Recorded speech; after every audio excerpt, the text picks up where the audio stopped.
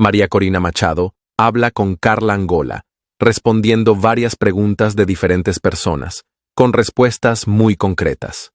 Un miembro de tu equipo, Antonio Ledesma, sugirió que la Fuerza Armada fue la que advirtió a Edmundo González y a María Corina Machado que no era seguro cumplir pues, el objetivo, lo que se había ofrecido para el 10 de enero.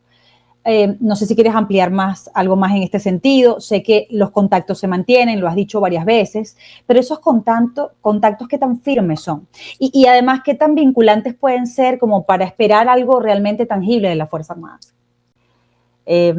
Yo creo que esta entrevista la necesitábamos todos, hasta esta servidora. Yo también necesito que me estén dando un espaldarazo y me digan, sí, las cosas van a salir bien porque nos merecemos que salgan bien. Porque es que ninguno de nosotros quiere vivir para siempre bajo tiranía, eso no es verdad. Todos nosotros queremos volver. Y esto hoy en mí renovó la fe. Bienvenido a tu canal, El Comentarista. Hoy te invito a que exploremos juntos los misterios y la actualidad que el universo nos ofrece. Comencemos, no sin antes pedirte que te suscribas ya que es gratis, me des tu like, actives la campanita y compartas este video, lo que me ayudará un montón para seguir creando contenido como el que a ti te gusta. ¿Cómo estás, María Corina? Bienvenida. Encantada, Carla, un placer. Igualmente para nosotros. Empiezo con esto porque es como la discusión del momento. Donald Trump ha tomado una posición controversial con respecto a la guerra entre Ucrania y Rusia. Ayer le llamó payaso, dictador, impopular a Zelensky. Y fíjate que hay una conclusión para algunos y es que le dio la espalda a Zelensky. Cayetana Álvarez, quien ha sido una gran aliada de nuestra causa, dice, Zelensky es un héroe, María Corina es una heroína, pero Trump los abandonó a ambos. ¿Tú te sientes abandonada por Trump? En absoluto, para nada, por parte de los Estados Unidos, de su pueblo, de sus instituciones, de su gobierno, de su Congreso. Siento que hay una clara política que cumple múltiples intereses. Desde luego, en el mundo se están dando unos cambios enormes. Para mucha gente esto es un signo, un cambio de era. Y desde luego muchas de esas dinámicas que están ocurriendo en el Medio Oriente, en Europa, en Ucrania, entre Rusia, nos afectan. ¿Por qué nos afectan? Porque muchos de esos actores, obviamente, tienen operaciones en Venezuela y han sido grandes aliados de Maduro y de su régimen.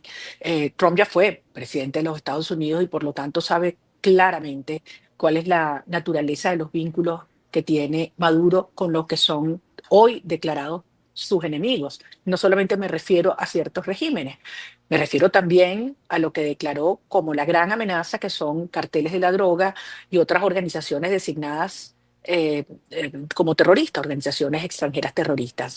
Y desde todo punto de vista, Carla, cuando uno puede pensar en Estados Unidos con estas dinámicas de intereses que hoy se dan, el interés energético, el interés migratorio, el interés de la seguridad nacional, las razones geopolíticas, la protección de un perímetro de seguridad nacional para Estados Unidos, todo llega a Venezuela y solo se resuelve con una transición a la democracia. Entonces yo no tengo ninguna duda que Venezuela es una prioridad para el actual gobierno de los Estados Unidos, que además todos sus voceros nos han dicho, la política y la caracterización sobre la naturaleza de ese régimen no va a cambiar. Quiero plantearte, por supuesto que agradecerle a quienes nos están viendo, ya están empezando a participar. Aquí hay un comentario de la gente a quien le consulté o le pedí que participara y te hicieran preguntas, que se insiste mucho en qué pasó el 10 de enero o por qué no pasó lo que se había prometido iba a suceder. Ya voy con esta pregunta, pero voy a darle paso a Luis González. Dice, ay, me la quitaste, bro. ¿Cómo afrontar la reforma constitucional siendo que aprobada como será limita aún más los derechos generales y difusos de los venezolanos quienes estamos en Venezuela? Esto es súper interesante porque hay quienes han dicho, ya Maduro anunció lo que va a ocurrir, que es que va a venir un gobierno, un sistema comunal. Entonces, ¿cómo lo ves tú, el peligro de esta reforma constitucional? Fíjate, la pregunta, volviendo al planteamiento de Luis, es, ¿cómo estará el régimen? Que a pesar de que hicieron lo que hicieron el 28 de julio, pretenden tratar de eliminar la constitución que ellos mismos produjeron, porque eso, lo que ellos están planteando es eliminar cualquier vestigio de institucionalidad en el texto constitucional, porque en la práctica ya no existe. Ujú. Eso se acabó el 29 de julio y hay que entender esto. O sea, nosotros fuimos el 28 de julio no chupándonos el dedo. Nadie pensaba que ahí sí, que el CNE es justo y va a contar los votos. Si hubiéramos pensado eso, hubiéramos hecho las primarias con el CNE. Por eso nos negamos a que el CNE metiera un dedo en las primarias, porque sabíamos que eso teníamos que organizar nosotros, contarlo nosotros y lograr la fuerza nosotros. Y ahí le desbaratamos su primer juego y no nos vieron venir. Cuando fuimos el 28 de julio, sabíamos lo que ellos estaban montando. Y si hubiéramos creído que ahí había algún vestigio de institucionalidad, lo que yo digo, no hubiéramos hecho 600K, sino 60K.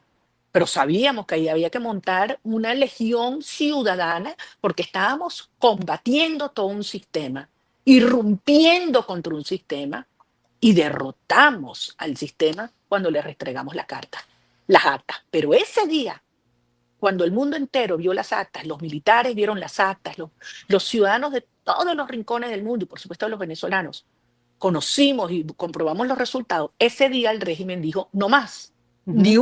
ni una elección más. Ese día lo dijeron, cuando decidieron irse contra todo el sistema con su aparato de represión desatado. Entonces, aquí hay que entender que la reforma o esta supuesta reforma constitucional, habrá que ver qué inventan, pero eso es contra ellos mismos. Bueno, Y de hecho, el esto, PSUV, de hecho, el Partido Socialista Unido de Venezuela ya no entra en primarias. Diosdado les dijo, aquí quienes tienen derecho a ser candidatos son solo los leales o los fieles al proceso. Ya él mismo pero anunció que no va a haber primarias allí. ya un momentico, candidatos cuando sean elecciones. Aquí no hay elecciones, Ujú. aquí no hay candidatos, Además, aquí hay una asignación a dedo. exacto. Ellos dicen quiénes son los que pueden inscribirse como si fueran candidatos. Ellos dicen quiénes son los que ganan o no ganan, lo que pasó el 28 de julio, donde una elección nacional los barrimos 70-30, tú me vas a decir que ellos van a estar pendientes de contar votos o publicar, ellos deciden. Pero además, ¿qué es lo que están eligiendo? Eligiendo rehenes, Ujú. rehenes. ¿Dónde están hoy los alcaldes? Presos, perseguidos, fuera del país. El que no baja la cabeza y hace exactamente lo que le ordena el régimen, simplemente tiene que largarse a esconderse o a preso. Entonces tú me dirás, ¿quién puede llamar esto candidatos a elecciones? No lo es, pero la gente lo sabe. Ahora, más allá de que es una farsa, más allá que es una manipulación del régimen, aquí lo más importante y que todos nos tenemos que preguntar todos los días es, cada vez que vayamos a hacer algo, ¿eso ayuda o perjudica a hacer valer el mandato del 28 de julio? Ok, pero te paro allí Y para esa que es me la expliques pregunta. esto, porque la gente se puede hacer una pregunta tan simple y básica como esta. ¿Por qué votamos el 28 y no votamos en mayo? Sé que es muy Lo abierta, acabo, pero no, yo lo acabo de contestar. El 28 de julio fue una rebeldía ciudadana donde los sorprendimos, les pasamos por encima y les demostramos la victoria enorme del país. ujú, Ese día el régimen dijo, hasta aquí, eso. ni una más.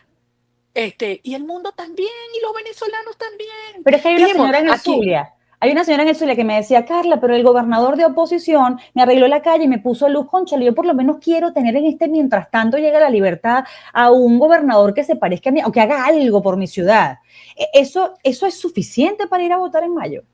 bueno, no sé ni siquiera si es posible a estas alturas que Mm. puedas tener esos pequeños beneficios, pero la pregunta es, ¿vive mejor el joven en Cojedes que en Miranda, que en Monagas, que en Barinas? Es decir,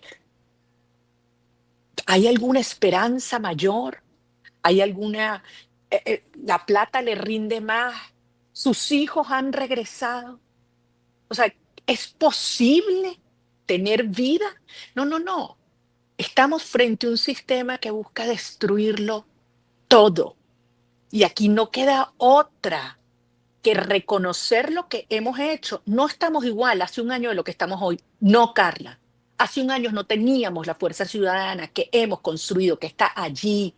Hace un año no habíamos demostrado que ya no es el 70, el 90% del país está con nosotros. Hace un año no sabíamos que los militares y las bases de las Fuerzas Armadas y la policía están con nosotros porque ganamos en todos los centros de votación donde votan los militares. Hace un año la cantidad de aliados internacionales que tenía Maduro todavía medio se lavaban la cara y le daban la mano. Pues ya no. Entonces voy a eso, porque tú hace unos días decías que había que unir los puntos. Quiero saber qué significa eso. ¿Qué nos quieres decir tú con eso, hablando del apoyo internacional? Porque tú comentabas que se había acelerado la respuesta que estaban logrando ustedes del mundo, porque ya el mundo entiende la amenaza que representa Nicolás Maduro. ¿Qué es lo que se está acelerando aquí? De lo que Bueno, puedas decir, obviamente. lo primero que hay que, yo les pido que tengamos todos muy presente. Somos muchísimos los venezolanos que estamos trabajando dentro y fuera del país todos los días, trabajando en múltiples planos, porque es un conflicto internacional el que hay que Venezuela, que involucra muchas fuerzas, que involucra muchos intereses, así como hay gente trabajando para que la transición avance y se respete el 28 de julio, también hay mucha gente, o no tanta gente, pues bien ahí diría que es un grupo, pero un grupo que está haciendo mucha plata, y que no le importa que los niños venezolanos no vayan para el colegio, que no vayan para la escuela, que no haya transporte o que la ama de casa no le alcanza ni para el desayuno. Eso no les importa. Que hay gente haciendo mucha plata, venezolanos y extranjeros. Y aquí hay muchos intereses oscuros de redes criminales que quieren mantener este estado de supuesta paz, pero que es una paz criminal sobre el terror. Entonces, mientras eso está ocurriendo aquí, algunos operan y le meten dinerales para hacer lobby y lavarle la cara a Maduro, bien sea en Washington o en Londres o en Nueva York. Hay muchísima gente buena que estamos trabajando todos los días para asegurarnos que las acciones correctas en coordinación con las que se dan adentro también ocurran afuera. Entonces, lo que yo he dicho y repito es, hay muchos mensajes que han sido nítidamente dirigidos a los venezolanos.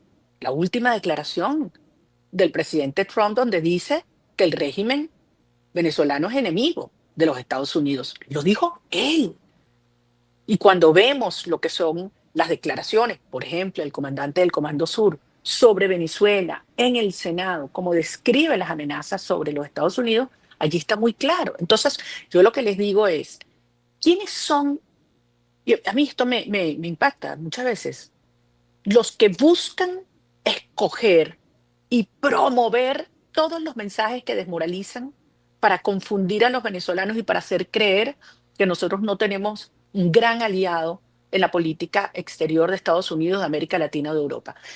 Me impresiona porque son los mismos que le quieren lavar la cara a Maduro, son los mismos que no querían las primarias, que decían que yo no debía competir porque me iban a inhabilitar, que no querían la candidatura de Edmundo y que ahora quieren lavarle la cara participando en una maniobra y en una farsa. Lo mismo, esos mismos que además se llaman en algunos casos opositores o opinólogos, qué sé yo, es muy cruel porque es una política de desmoralización sobre la manipulación y la mentira, y eso hay que desnudarlo. Entonces, coño, yo lo que le digo a la gente es cuando tú te callas, el régimen gana.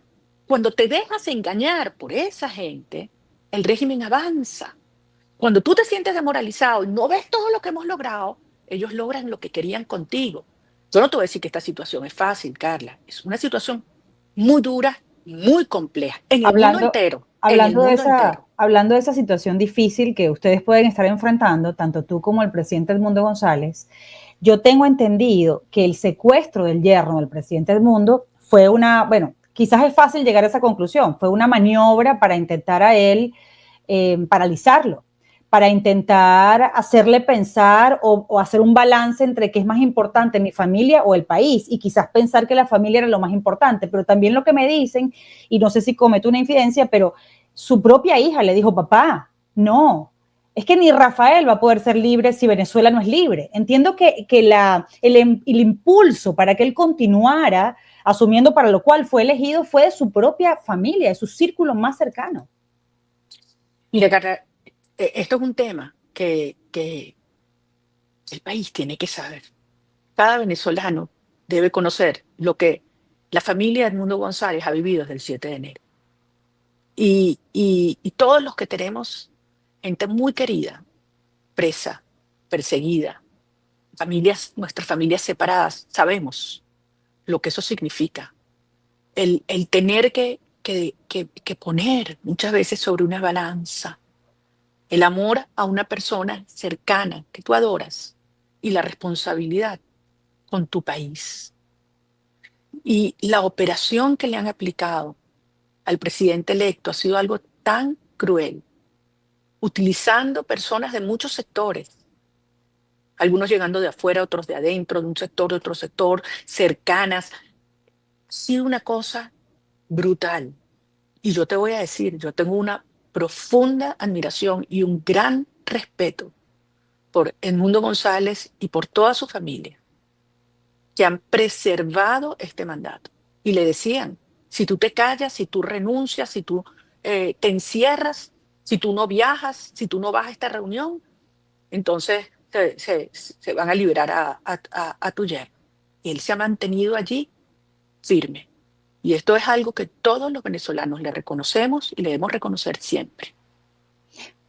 María Corina, sin embargo, cuando hablamos de este acoso, tú te refieres, o de este asedio, te refieres al régimen, pero también a sectores quienes se autodefinen como opositores. De todas partes, Carla. Usaron todo tipo de interlocutores, pero obviamente lo hace el régimen. Ok. El 10 de enero, la gente se pregunta qué pasó el 10 de enero. Incluso alguien quien está invitando a participar en las elecciones de mayo dijo, bueno, Edmundo González prometió que iba a llegar aquí el 10 de enero y tiene que explicar por qué no llegó aquí el 10 de enero. A quien ¿Qué tenga... quisieran? Ajá. No, pero la pregunta es, ¿qué quieren? ¿Lo quiere preso?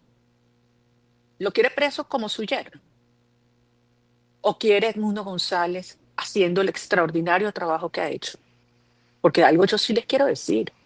Cada reunión en cada uno de estos países han habido acuerdos, han habido compromisos, se han consolidado respaldos, se han establecido próximas acciones.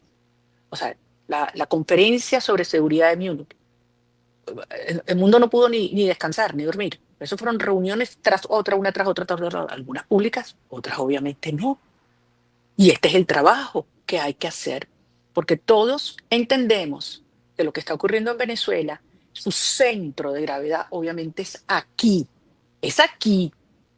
pero hay fuerzas externas que respaldan al régimen de Maduro y esas fuerzas externas hay que contrarrestarlas, hay que cerrarlas con actores aliados extranjeros. Por ejemplo, el dinero que le ingresa producto del narcotráfico, del contrabando de oro, de minerales, de todo tipo de sustancias, del mercado negro del petróleo. Todas estas son cosas que es dineral, que soporta el régimen y que se usa ¿para qué?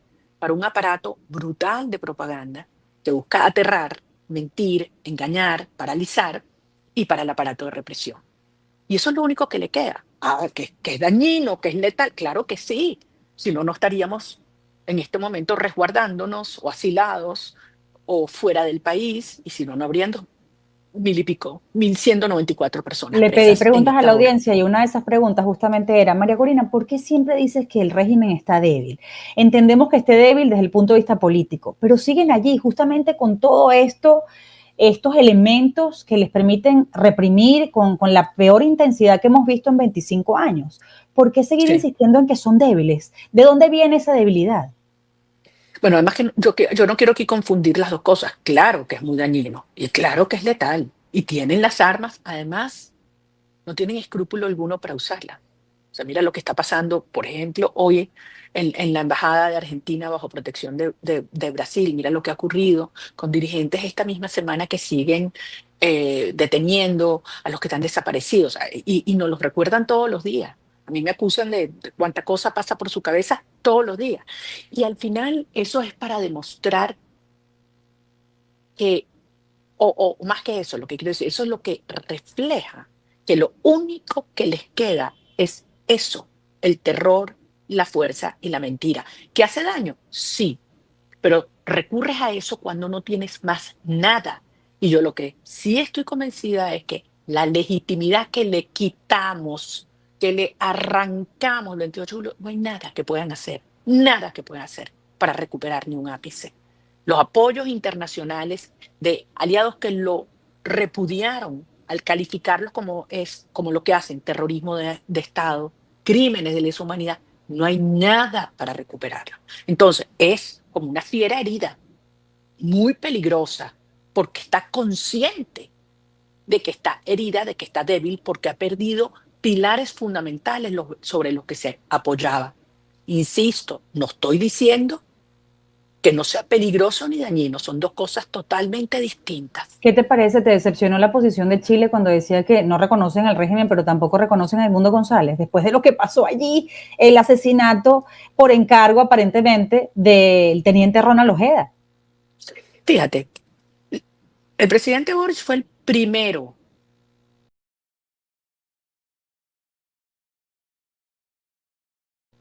el 28 de julio que dijo y el 29 de julio que dijo que había ganado el mundo cuando estaba en las actas. El primero. Y el primero que dijo, Maduro se robó una elección. O sea, ahí no ha habido duda. El Senado y el Congreso chileno han sido, pero los más claros, además, de extremo a extremo. Una cosa hermosa porque demuestra que esto no es un tema ideológico, sino un tema realmente de valores, de principios republicanos y democráticos. Y en las Naciones Unidas, el presidente Boric se refirió al respeto a la soberanía popular. No ha habido el acto formal del reconocimiento al mundo, es verdad, pero lo que sí ha habido es el reconocimiento a la voluntad del pueblo y a lo que Nicolás Maduro representa. Además, en este momento, como bien sabes, hay un proceso muy serio en la justicia relativo al asesinato del teniente Ojeda. Entonces, Sí. probablemente también hay algunos elementos asociados a mantener prudencia y separar los temas políticos de lo que es el avance de la justicia en un caso que no tiene precedente en América Latina.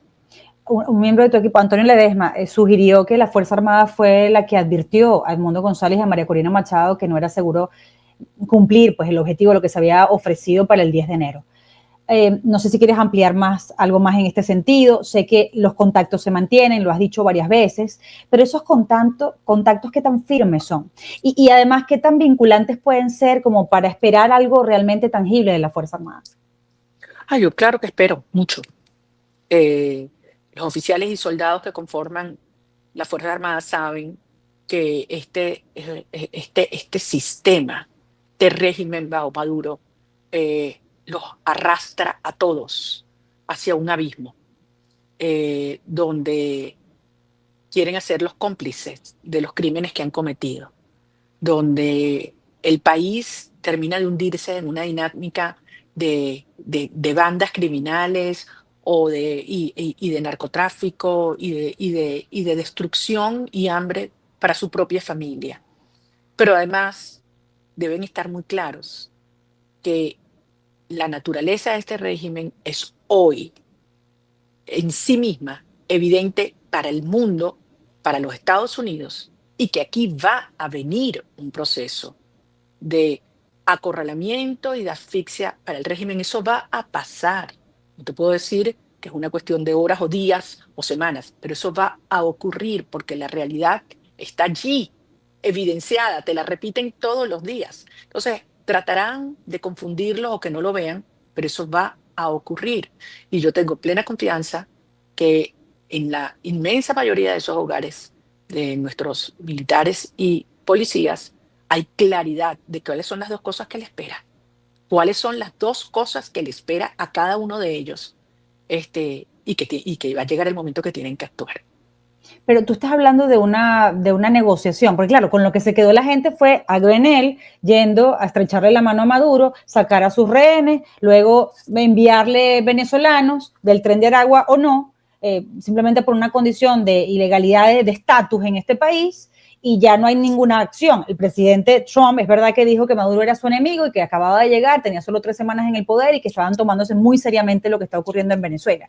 Pero ¿a dónde apuntarías tú? Es decir, ¿qué estás esperando tú de la política exterior de Donald Trump? ¿Que ya cese la licencia de Chevron para que le quiten financiamiento al régimen, por ejemplo? Porque él mismo dijo que era una contradicción, que le parecía estúpido que le dieran una fortuna al enemigo de los Estados Unidos, se refería a la administración Biden. ¿Tú le has pedido medidas concretas en este sentido?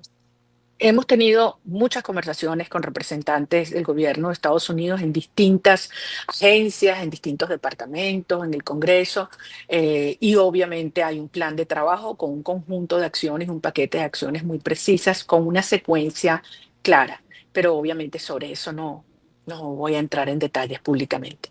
Sabes que la gente te pregunta mucho y eso me parece bellísimo. ¿Qué puedo hacer yo? Yo no quiero esperar. Es decir, ¿cuándo vas a convocar a la calle sin retorno? ¿Por qué no ha habido ninguna convocatoria de calle desde el 9 de enero? La gente pregunta mucho eso, pero siento que es por el interés de querer ser protagonistas de lo que Sí. vayas tú a invitarlos a hacer. Y es muy emocionante y es conmovedor.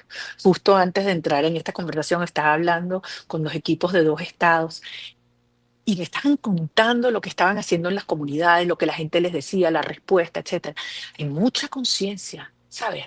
Yo siento que como sociedad hemos madurado tanto, en el sentido de que sabemos que la fuerza de la gente organizada, cuando dicen, esta salida es con la fuerza, por la fuerza, claro, y la fuerza es la gente, la fuerza es la gente organizada con una misión y con tareas específicas. Esa es la fuerza, evidentemente articulada con acciones de afuera que, como ya hemos hablado aquí en detalle, buscan reducir y debilitar la capacidad represiva del régimen.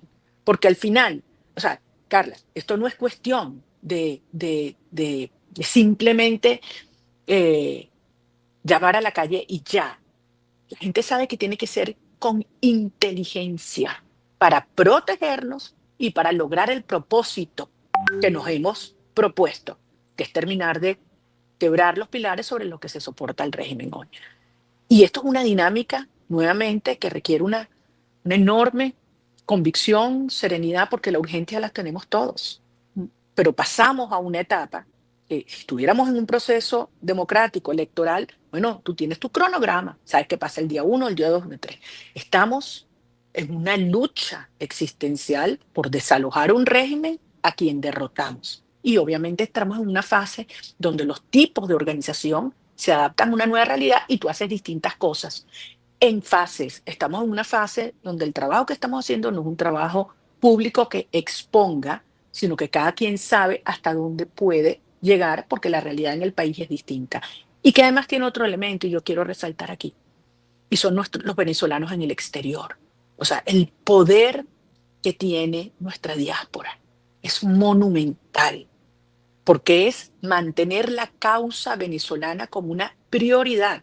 Y eso es crucial.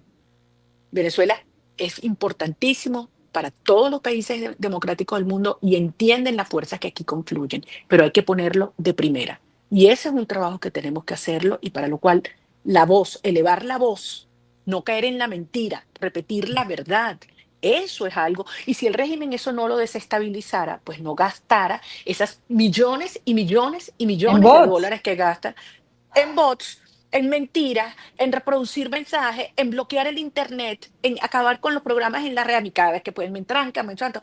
Entonces, eso te demuestra que lo de ellos es una fantasía que busca tapar la realidad de un país que está en efervescencia y eso no lo van a parar.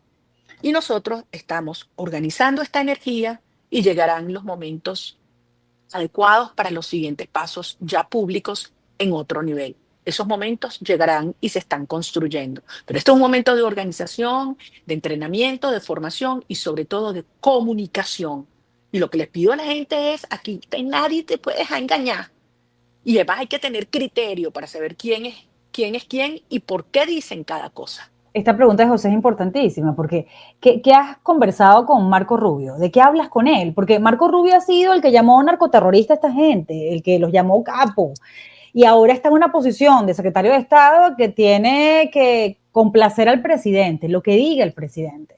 Pero tú ves al mismo Marco Rubio de senador y de secretario de Estado.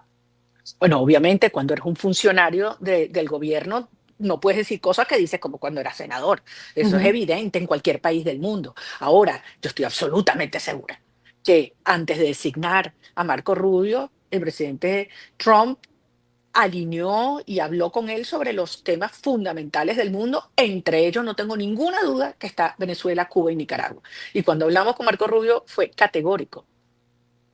Ustedes son aliados, los venezolanos son aliados del pueblo de los Estados Unidos. Nosotros haremos todo por la democracia de Venezuela y la seguridad nacional de los Estados Unidos. Hacer Estados Unidos más próspera, más segura, con mayor bienestar. No hay nada que favorezca más al pueblo de los Estados Unidos que la transición democrática en Venezuela. Y eso lo tiene clarísimo el secretario de Estado y aquellos que son representantes del gobierno de los Estados Unidos hacia nuestro país. Sé que tienes ya pocos minutos, pero mira, la embajada, tú decías que estaba rodeada por la embajada argentina, me refiero, la que está custodiada por Brasil en teoría, muy en teoría, donde están tus compañeros del comando clave para la victoria del 28 de julio.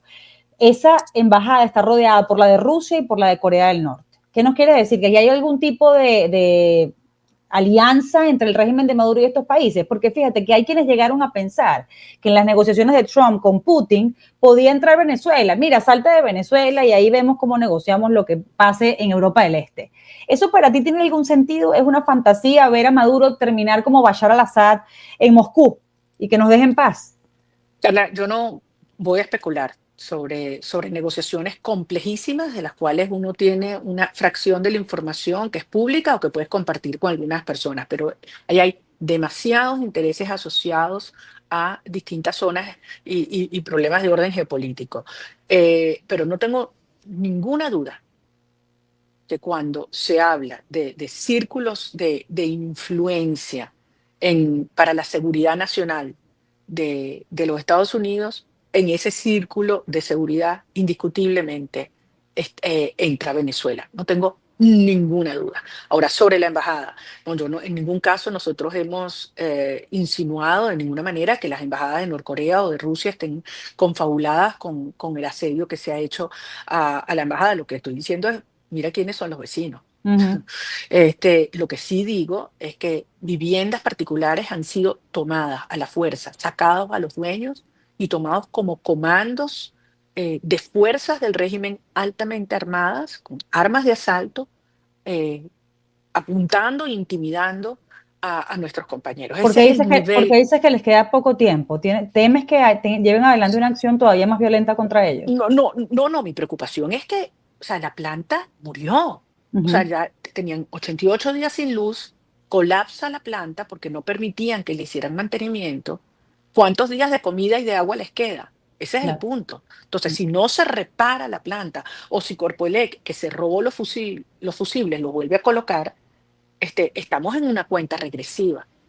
Entonces, eso significa no tener agua, eso significa no tener, se te pudren los alimentos, ya lo que tenían congelados ya no les dura mucho más, se les agota las comunicaciones. Es peligrosísimo estar en una casa de ese tamaño llena de escaleras, si no tienes ni siquiera una linterna. Entonces, les digo, es una situación muy extrema que amerita una reacción firme del cuerpo diplomático y de los gobiernos de América Latina, porque esto establece un precedente nefasto para la institución del asilo que es sagrada en nuestra región.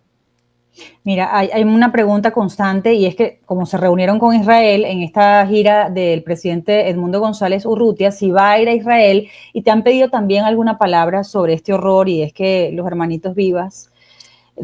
de 4 añitos y de 9 meses Ariel, sí, uh-huh. sí. Y su mamá, sobre eso, Su ¿tienes mamá. algo que decir? La verdad es que es muy difícil poder expresar el horror que esta situación nos ha provocado a todos, a todos. Esto no es un tema que tiene que ver con razas o religiones o posiciones políticas. Esto es un tema de humanidad y esto es una monstruosidad. Y esto, la imagen de esos niños tiene que unir al mundo y tiene que sacudir las conciencias de todos, porque esto hay que pararlo para siempre. Terrible, terrible, Carla. Este es A mí me espantoso. afectó muchísimo. A mí A mí también. me ha afectado muchísimo. Ujú. Quiero preguntarte algo más. La gente incluso se preocupa por cómo estás tú, por tu salud mental, espiritual, por cómo ha transcurrido tanto tiempo. Estamos hablando de meses y meses en aislamiento. En aislamiento me refiero al espacio físico en el que te encuentras ahora, después del secuestro, del régimen en tu contra, y después de todo el asedio, incluso a tu equipo de seguridad, de haberle disparado a una de las personas quien te acompañó en la más reciente aparición pública que tuviste el 9 de enero. Es decir, todas estas cosas, ¿cómo las procesas? Si el país ahora se siente, porque hay muchos mensajes, estamos como preocupados, deprimidos, estamos como confundidos, con incertidumbre, ¿qué será lo que va a ocurrir? Tú también eres un ser humano y puedes estar pensando todas esas cosas, incluso temiendo por tu propia vida. ¿Cómo haces para mantenerte de pie todos los días? ¿Cómo es tu rutina? Porque a veces uno aquí en esta libertad, cuando estás viendo el escenario, tú a veces no te quieres vestir, no quieres salir. ¿Qué digo hoy? ¿Qué carrizo le digo a la gente hoy? Y yo estoy aquí en un país libre. Tú en ese aislamiento, ¿dónde encuentras esa fuerza? Sí, mira, primero me lleno de trabajo, o sea, de trabajo y trabajo productivo, o sea, cosas que realmente priorizo, que agregan valor. Y todos los días, ¿qué tengo que hacer hoy que más agrega acelerar la transición y el regreso de nuestros niños, nuestras familias a este país, a echarle pichón, a reconstruirlo? Todos los días. En segundo lugar, yo he reflexionado mucho sobre por qué yo tomé decisiones en mi vida que nos trajeron hasta aquí, como las decisiones que afectaron mi vida en mi familia, ¿no? Y las he revivido, las he meditado, las he evaluado. Y estando hoy, me pregunto, ¿y lo volverías a hacer? La respuesta es absolutamente sí, absolutamente sí, porque yo tengo confianza total en los venezolanos. Y yo creo que esa confianza que construimos unos en otros es lo que nos ha dado la fuerza para lograr las victorias extraordinarias que hemos hecho. Entonces, revisar los logros permanentemente, lo que hemos construido, es algo que nos llena de satisfacción y que también nos da fuerza para seguir. Tercer lugar, hablo con muchísima gente. No puedo tocar a nadie, abrazar a nadie, pero estoy todo el tiempo hablando con gente, reuniones con equipos, dentro, fuera. Entonces, las cosas que me dicen en los chamos estudiantes, los grupos, las madres, es algo las madres de los presos políticos, hablo muchísimo con familiares de los presos políticos que mandan mensajes de fuerza de ellos. Y, y al final también yo rezo todas las mañanas, rezo todas las noches, le pido a Dios que me ilumine, que me dé mucha fuerza, que me dé serenidad, que me dé esa paciencia estratégica a pesar de las urgencias que sentimos para llevar cada día a la vez y nunca, jamás dudar del destino de nuestra lucha. Nunca. Tener confianza en que esto lo vamos a lograr. Y yo sé que es muy duro para mucha gente. Mucha gente me llama a veces buscando fuerza de mi ¿En parte, ti? buscando sentido. Y yo trato siempre de darla con esta crudeza, diciendo la verdad. Para aquí no funcionó, esto sí funcionó, esto teníamos que hacerlo mejor, esto fue un error, aprendamos de acá y para adelante, porque esto no tiene vuelta atrás. Esto lo vamos a lograr. Venezuela va a ser libre. Maduro va a salir del poder. No lo duden. Y lo que hemos logrado es espectacular. Y los apoyos que nos faltan los vamos a conseguir. No tengamos duda. Aquí haremos lo que tengamos que hacer. Los apoyos que hagan falta se van a conseguir y se engranan en una estrategia que tenemos avanzando día a día. Y eso es lo que viene. Y todo eso sí, todos somos necesarios. Cada uno tiene que hacer su parte. Con esta sí cierro. Porque este cambio de fecha de las regionales, ¿por qué? ¿Eso es un problema técnico o es un problema político interno dentro del propio régimen? Porque me decían que hay tanta inconformidad dentro de los candidatos, aspirantes o rehenes de eso que ellos presentan como una elección dentro del PSUV, que tiene una revuelta interna. Carla, ni lo sé ni me importa. Me Ok. parece absolutamente irrelevante que pongan la fecha que les dé la gana. El pueblo los va a barrer como fue en el fulano referendo el Esequibo. Solos están Y les digo una cosa, dejar solo al régimen en ese contexto requiere coraje y requiere valentía. Lo fácil es bajar la cabeza. Lo fácil es decir, bueno, yo voy porque si no me amenazan. Eso no va a pasar. No va a pasar porque este es un país con dignidad y lo demostramos el 28 de julio. Y todo lo que vayamos a hacer es lo que fortalece la defensa de esa verdad, de la soberanía del 28 de julio que vamos a hacer valer. Que ya nadie se deja engañar, nadie se chupa el dedo y además todo el mundo ya sabe quién es quién. Así que es un momento de concentrarnos en nuestra estrategia, en hacer nuestro trabajo dentro y fuera, hacerlo bien y tener la seguridad que avanzamos de la mano de Dios.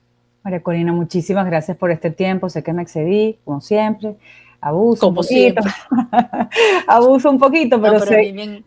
a mí me encanta hablar contigo, Carla, de verdad, y te felicito porque haces un trabajo espectacular, pedagógico, orientador, además siempre con la verdad.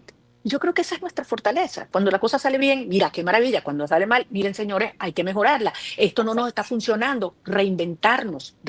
Nosotros hemos estado innovando todo el tiempo. Nosotros hemos hecho todas las cosas que nos dijeran que eran imposibles. Las hicimos nosotros posibles. Así que aquel que te venga a decir ahora que no es posible hacer valer esa victoria, esa Maduro, ya tú sabes en qué cajita lo pones. Porque de este lado es lo que estamos convencidos que aquí vamos hasta el final. Ya lo remitimos a esta entrevista. A sacudirse el polvo y para adelante. El cholazo, gracias. como decía mi mamá. El cholazo. Gracias, María Corina, de verdad. Gracias por tu sencillez. Yo también te quiero mucho, de verdad, y te admiro mucho más. Hasta la próxima. Que Dios nos bendiga a todos. Para adelante. Amén. Bueno, amados, María Corina Machado con nosotros hoy no necesita mayor cierre que eso que ella nos ha dejado como reflexión. Yo creo que esta entrevista la necesitábamos todos, hasta esta servidora. Yo también necesito que me estén dando un espaldarazo y me digan, sí, las cosas van a salir bien porque nos merecemos que salgan bien. Porque es que ninguno de nosotros quiere vivir para siempre bajo tiranía, eso no es verdad. Todos nosotros queremos volver. Quienes no estamos allí y no hemos podido estar allí en los últimos 10 años, queremos volver a respirar ese aire, a estar bajo ese sol que es único en el mundo, que no se encuentra en ninguna otra parte. Yo a veces veo aquí las montañas en Miami, las nubes en el horizonte en Miami y me imagino que es el Ávila. Entonces vivimos con esta nostalgia, con este pesar, con ese no sentirnos ni de allá ni de acá, porque estamos como en este limbo, pero sabemos que es absolutamente circunstancial. Y esto hoy en mí renovó la fe y espero que también haya tenido el mismo efecto en todos ustedes. Así les digo, hasta pronto. Hasta aquí hemos llegado con esta espectacular entrevista de Carla Angola a María Corina, que espero te haya gustado como a mí. Gracias por acompañarnos en tu canal, El Comentarista. No olvides suscribirte, activar la campanita y si te gustó, darnos tu like y dejarnos tus comentarios. Recibe un fuerte abrazo y nos veremos pronto en un nuevo video.